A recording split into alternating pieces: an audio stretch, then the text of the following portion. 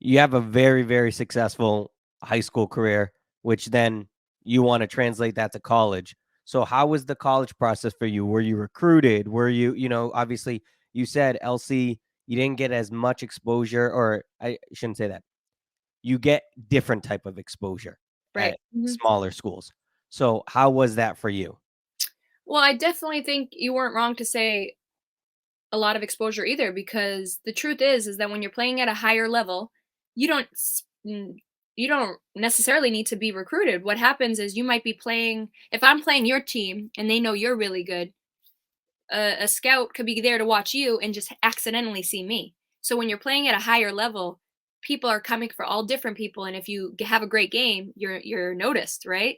Yeah. So when you're playing at the level that I was playing at with Lowell Catholic, which everyone knows is not up there with the Lowell Highs and the Central Catholics, of course you're not going to get exposure, and unless you're a standout. And so I didn't get as many offers or scouts showing up to my game as maybe I would if I was playing at a different level. Who knows? But um, Kathy O'Neill did come to a game from UMass Lowell, and this is a lesson learned for anybody out there my age when I was going through this, because I made one of the biggest mistakes of my life at that moment.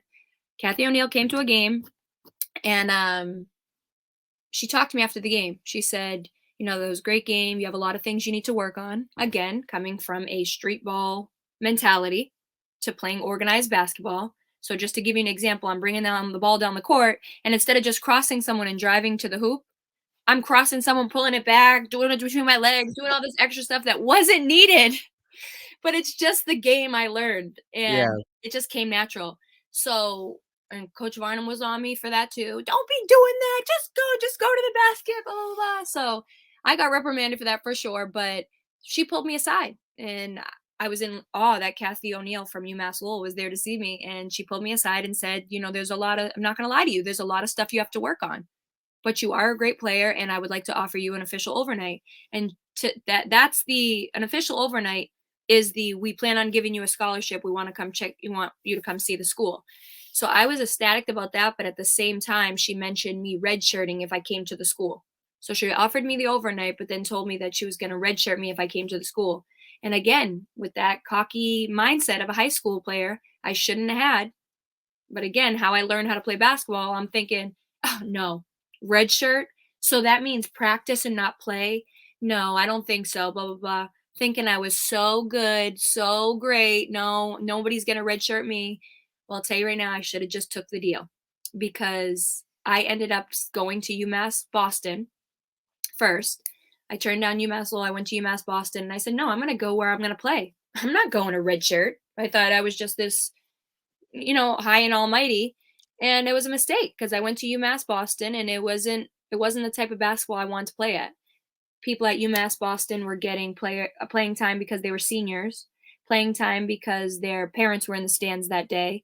So it wasn't run as it should have been. It wasn't run the type of basketball I wanted to play. Like, I wanted to play competitive basketball. So with that being said, I played a year there, and I said, no, I want to go back to UMass Lowell. I don't care. I'll redshirt. I want to talk to Kathy O'Neill.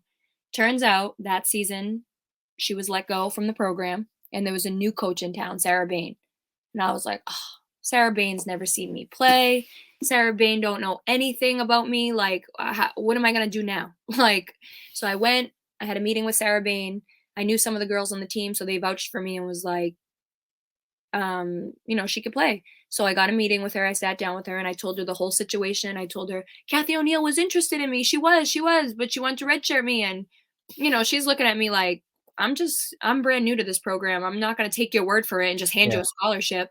And here I am, no bigger than 5'3". I'm an undersized point guard already. So I was just not in a good position to get set from that point on. But she took me in her office. We had a long talk, and she said, I'm gonna let you play pickup today with the girls. Basically a walk-on tryout, right? And I said, okay, whatever you can do. So I went out there and did my thing, and she pulled me in the office afterwards and said, um, I walked into a situation where all the scholarships were already handed out. I already have a full roster. Like, it's already too full on the team. She said, but there's no denying that. I think she said, there's no denying that you're top, I don't know the exact number, but let's say top 20 at UMass. all Mhm. the students that go to UMass, and I need those top 20 players on my roster. So I am gonna let you be on the team." And I was like, "Oh, Wow. thank God." So that's all I needed was a shot, and she let me play. And UMass Lowell is where I'm telling you I was shell shocked. Like, this was a whole different level of basketball. Street ball, I don't care how good you are. That does not work playing college basketball against women, college women. It just doesn't.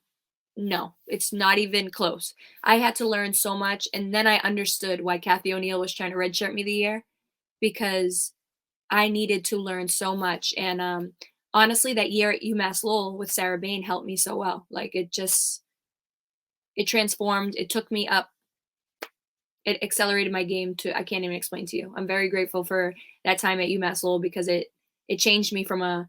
I still got my street ball swag. Don't get me wrong, but my level of IQ in basketball went up dramatically working with that team. Mhm.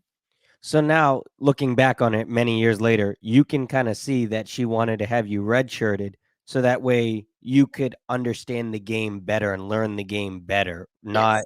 it wasn't that you were good.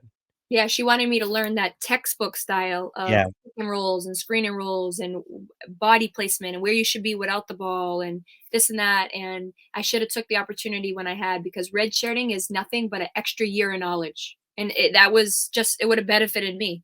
But I let my attitude take over there, and that's something that I tell young kids now that I'm talking to, like, don't let the pride take over, because you can lose good opportunities with that.